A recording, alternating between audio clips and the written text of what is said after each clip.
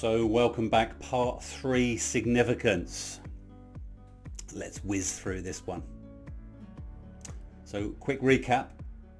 Certainty is the basic needs for comfort, control, and a certain level of predictability to our life that we know that we can at least survive. Okay. Number 2 was the need for change.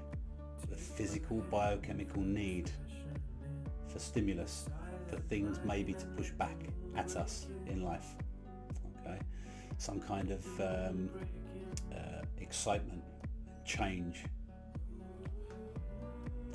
Number 3, significance.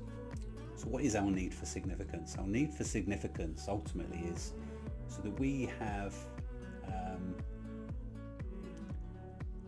a sense of uniqueness and some form of unique role that gives us a sense of purpose. That's really what we mean by significance. Unique, special, different identity. So how do we meet our needs for significance? Well, you've probably started reading the list already. Now, you may well be, when you're watching all of these videos, you'll be thinking to yourself, I know someone who's a control freak. Yeah, that kind of really rings a bell with him and her and all of the people that we know in life. That's great to apply these to everyone out there that we know that are like this. But what about when we apply this to somebody more intimately like ourselves? That's where the best understanding comes from. That's how we really develop our own understanding. So do you know anyone that tears others down as a means to feel significant? Because what's the point of this? How does it actually work? Because it certainly works for the moment, but it's not sustainable because people kind of don't like being torn down by people. It's just, call me a little bit cynical, but people don't really like it, do they? Of course they don't. So by tearing someone else down, you don't have to do the work on yourself to build yourself up. Because we could build ourselves up individually and become more maybe inspiring and helpful, and be maybe a bit of a leader, maybe inspire people to become better, be better, and be a good example of others. So there's lots of good positive ways that we can meet our needs for significance. But why is it that we use such low-level, easy, lazy, obtainable ways? It's because they don't take any education at all, really. Where they come from really is from modeling people that maybe we've witnessed do this with us, perhaps, or we've witnessed somebody tearing others down in front of us at a very young age, and we kind of thought, yeah, well, that's easy, I'm going to model that. So I don't know the difference between right and wrong, and sometimes they get stuck and we just carry on doing them. Sometimes it can be as simple as that. Maybe we got a lot of love and validation and approval from a parent for tearing others down, and it just stuck, so it becomes a bit of a habit. And we consciously don't realize that it does create problems later on in life, and quite often we consciously don't really know why. It's just the way that we are. Of course, just having that attitude, that's just the way that I am, doesn't lead to successful relationships with other human beings, isn't it? You have to kind of stay stuck with the ones that are willing to tolerate you tearing them down. But it's not productive at all. It's very unhealthy, and ultimately end up on your own. Nobody's going to want to be around you if you keep trying to tear them down. When I say tear them down, is ridiculing people, shaming people, telling people they're stupid to them, that kind of those types of habits and behaviours. It's just not, ultimately it's not sustainable and never lasts. Violence, that's why violence is it's been around in humanity for so long, is that it meets needs for certainty, gives you a sense of control.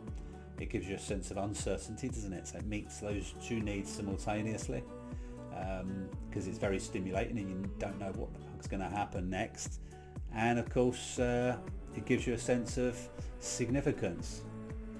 I'm up here and you're down there, and I'm violent and you've got no choice in the matter, and makes me feel good by putting you down. Of course, it's obtainable, easily obtainable. Anyone could actually be. You don't need any education. You don't need any A levels and O levels to be violent. Everyone's got the ability to do that. It's just our natural instinctual abilities of survival to be able to do that. But we use it in ways when it's not completely unnecessary, sadly. Negative identity. So what do we mean by negative identity? So we could be the skinniest person in the world and have a sense of significance and be maybe, it could be in the Guinness Book of Records. I don't know if that actually exists anymore with the internet. But yeah, there'll be maybe competitions that will give you this negative identity feeling of importance and uniqueness. Probably not the healthiest way to meet your needs for significance though, is it? Well, you can be the fattest person in the world and feel proud of that because you got awards and feelings of accomplishment around that. But of course, is it sustainable? You tell me. Well, probably not. Smoking. So I just go backwards one, just I can most certainly relate. I can certainly relate to the negative identity one myself, because I actually was that skinny kid when I was younger, and so I had my needs met in a positive so I thought in a positive way back then by being the skinniest kid up the street, because it gave everybody else a laugh. And I used to laugh along with that because all I wanted to do was please people and for other people to be happy. So if they was getting pleasure out of me being the skinniest kid, then of course I felt unique and special and significant and like I was playing some kind of role there. Okay, so negative identity. Smoking. Most people usually start smoking. Most people, not everybody. There's a very common reason that gets people onto smoking, maybe some other drugs as well, is the significance, is the feeling like you are unique and special and stand out-ish, and if no one else smokes and you do smoke, because once upon a time I remember it was not as anywhere near as common today, and so if you was a kid and you was smoking, most other kids didn't smoke, so you was unique, so you become unique in the crowd. While everyone else wasn't smoking, you are smoking, because people pay attention to you. Alcohol most certainly makes people feel a little bit kind of like significant with the alcohol.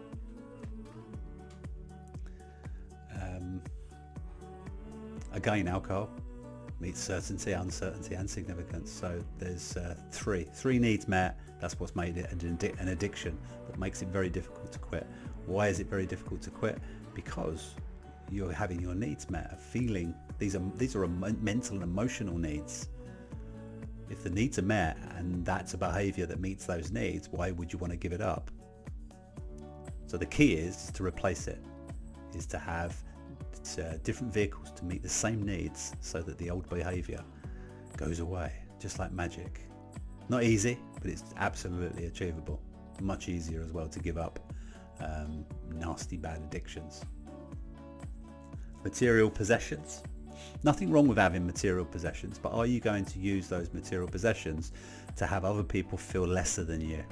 So by having material possessions and beating people over the head with it and saying, look, I'm super significant and special and you're not because I've got this and you haven't, then the material possessions, that's not the problem.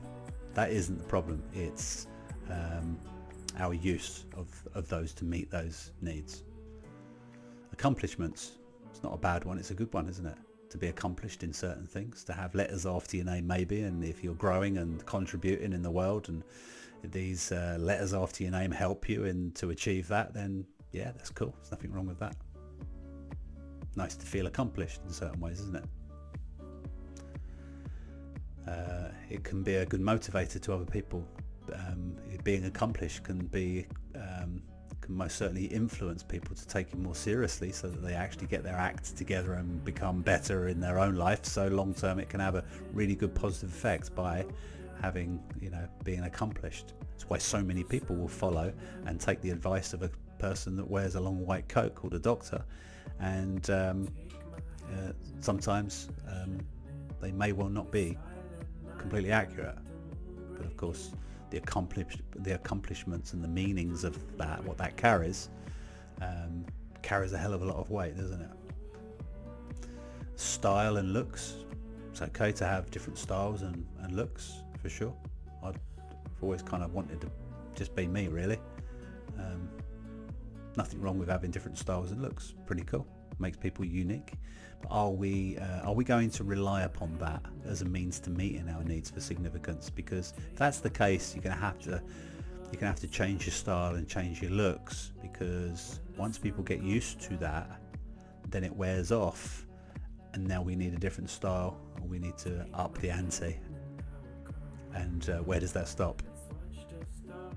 So it's like an insatiable appetite that can't be satisfied. Tattoos, same thing is potentially happening there as well. Now these fall into the neutral ones.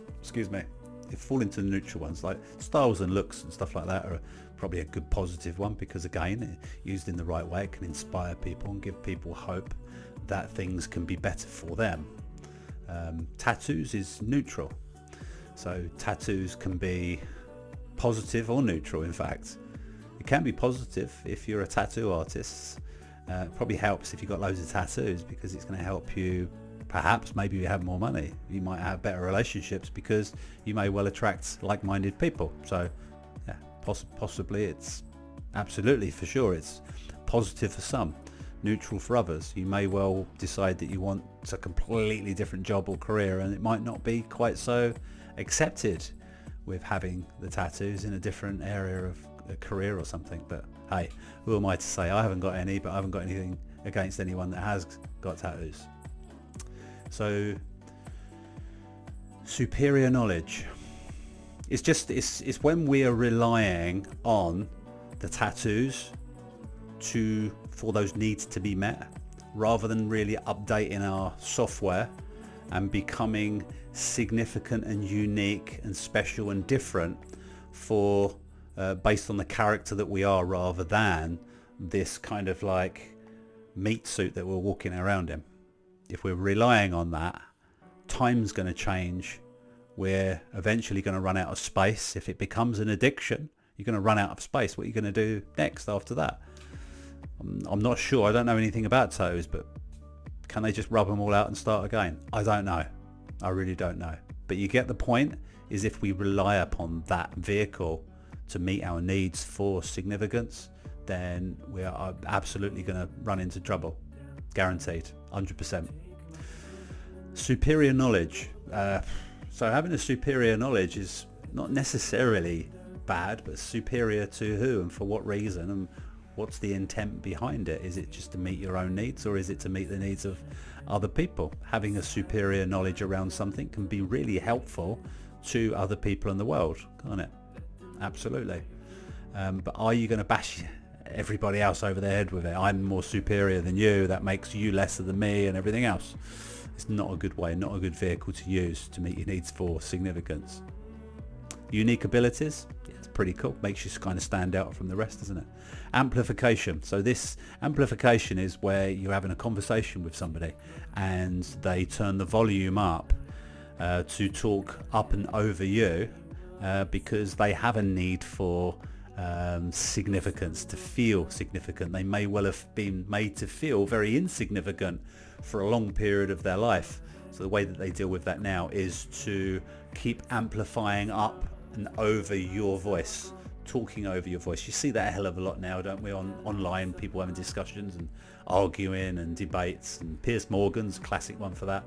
I really liked his recent interview with Jordan Peterson because he learned a little lesson in life around the power of listening. It's our most powerful power, in fact. If you want to know one of the best vehicles to use to meet our needs for significance, and I'll put it right up near the top, is develop our ability to understand other people and listen. Think about that one. A winning attitude. It's okay having a winning attitude. It's pretty cool. Nothing wrong with having a winning attitude, is it? We all want to win, but what extent are we going to go to? And also, if we are not winning, is that a real high value for us to win? Because we're never always going to win. So if we put all of our chips on winning and it comes in that we don't win, what's going to happen?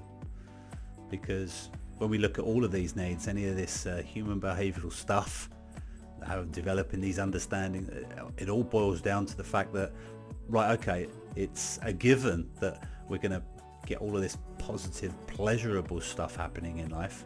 The problem is when things don't turn out how we either expected them to be, or we would hoped them to have been, or we have obstacles crop up in life. We have things, what we call problems, arise in life. That's when we really get to find out who we are and who maybe other people are, and what a real need that we do actually have to understand other human beings. We have a need to understand ourselves and other people. So a winning attitude is good. Martyrdom. So martyrdom, so we can be unique and special by being the one that says, after everything that I've done for you, letting you know that that they've really helped you, and just letting you know that I really have done all of this for you. I've slaved over a hot stove all day, but of course it's not a healthy way, is it? It's not a particularly good, productive, long-lasting way of meeting our needs for significance. Inspire speaks for itself. That one is to inspire, is to influence thinking. Influence thinking into another person is probably the one of the most right up there at the top. In fact, I believe is to be a good example in a positive way for other people to follow if they so choose to. So that's significance. And I will see you on number 4, which is going to be about love and connection. So number 4 need, we all have a need for love, to be loved, to love, and at least the base level of connection. So I will see you again very soon.